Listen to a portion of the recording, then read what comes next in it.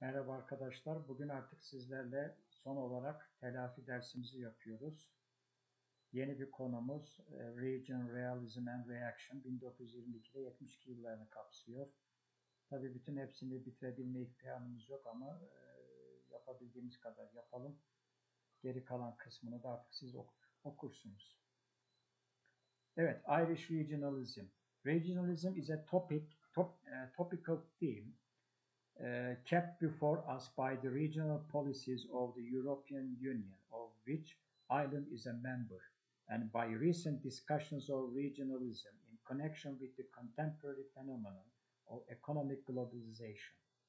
But the concept of region or regionalism in Irish fiction is not straightforward, dikkat edin, either before or after the establishment of Northern Ireland and the Irish Free State in 1920-22.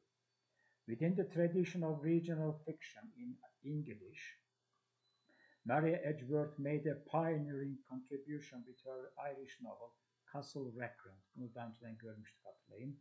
And this was generously acknowledged by Sir Walter Scott, who helped to pass on the lessons to subsequent regional writers. But Edgeworth's example didn't of itself produce strongly localized Irish fiction.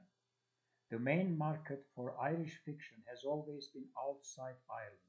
Bu da ilginç. And from the outset, this rather discouraged a regional or sub-regional specificity, which would not be appreciated at a distance. In consequence, the whole of Ireland, or at least rural Ireland, tended to be identified as a single non-metropolitan region. Burada önemli.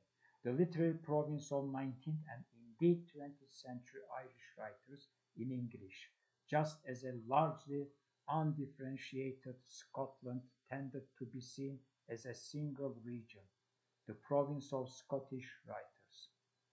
Broadly speaking, this external perception of Ireland has not been seriously challenged from within, at least within what is now the Irish Republic, the old Free State.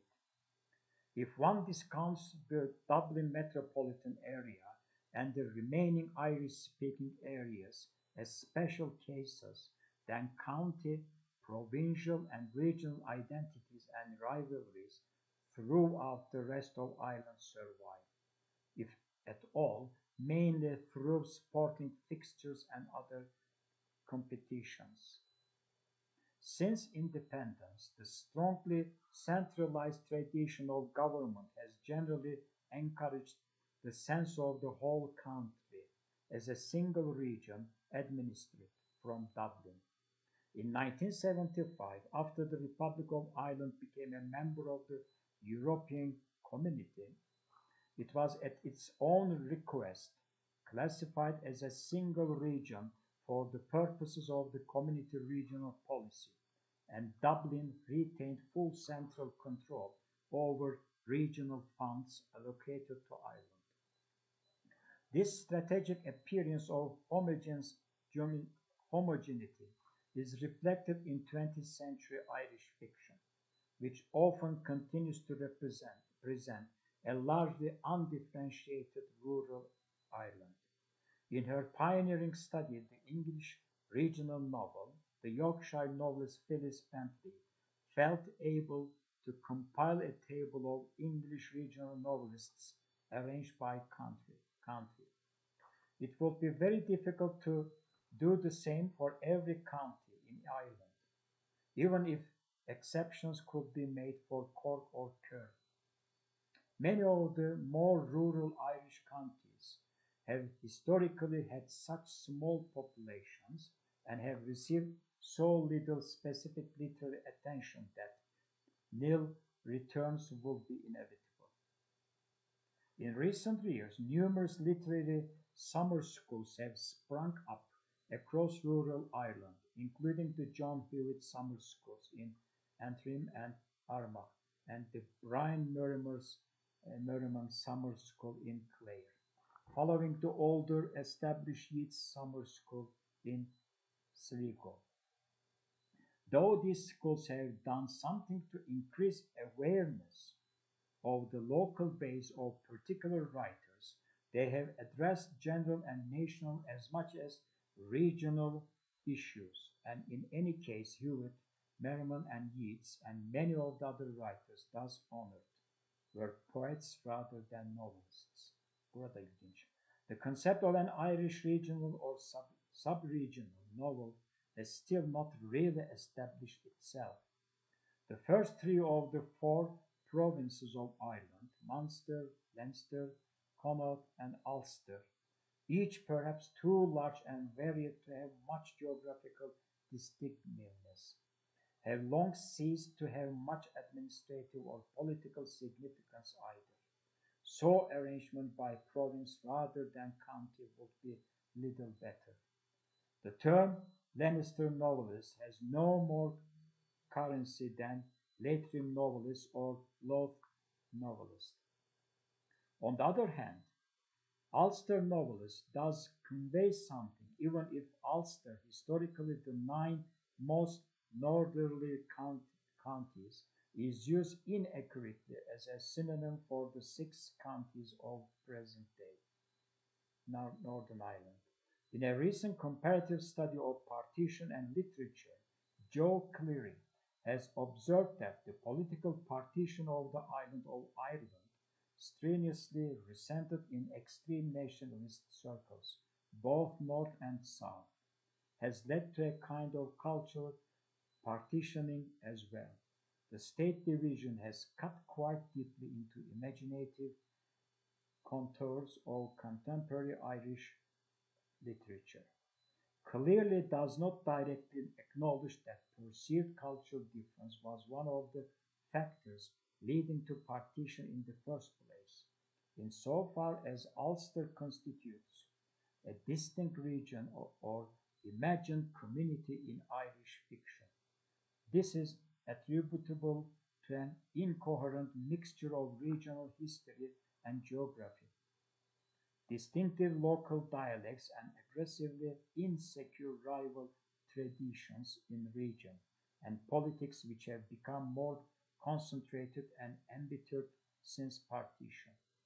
But Ulster, variously prosperous and impoverished, urban, suburban, and rural, Protestant, Catholic, and mixed, is not itself homogeneous, and different Ulster novels reflect that variousness. En önemlisi de zaten bu Ulster.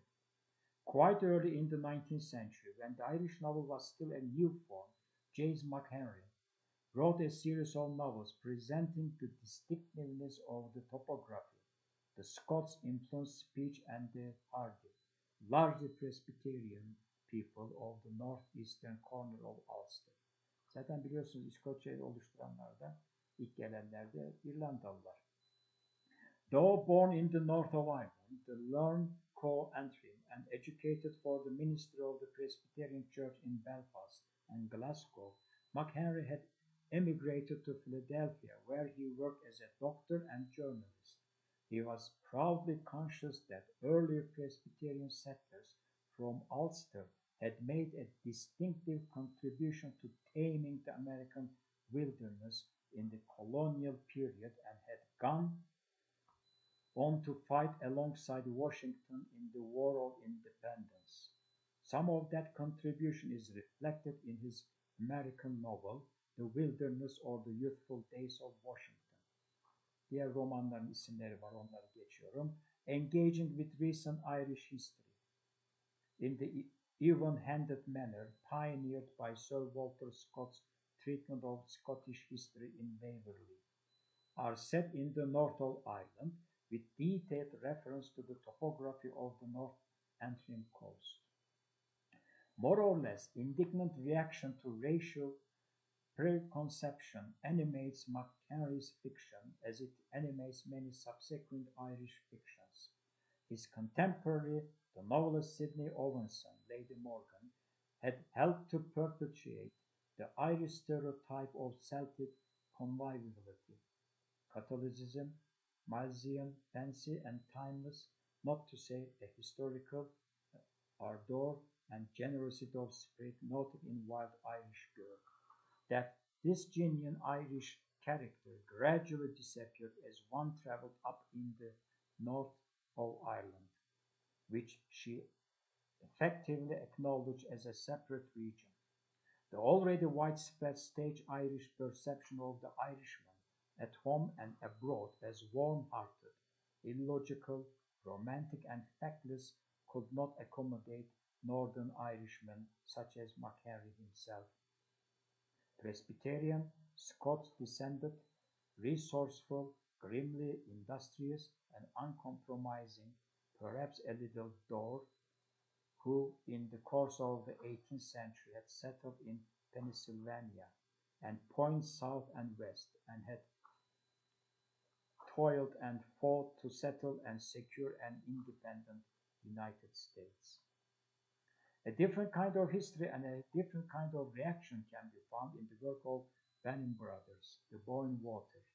Perhaps their best historical novel reacted against sectarian triumphalism stemming from the conflicts of the 17th century and incorporated distinctive northern scenes and Scots-descended northern Protestants in a narrative which attempted to encompass the whole of Ireland and its different peoples and traditions. But this specificity was unusual, even though William Cowton grew up in Court Tyrone in the heart of rural Ulster. He usually tried in his trades and stories of the Irish peasantry, and in his novels to give a generically Irish rather than local or regional quality to dialect and subject matter alike.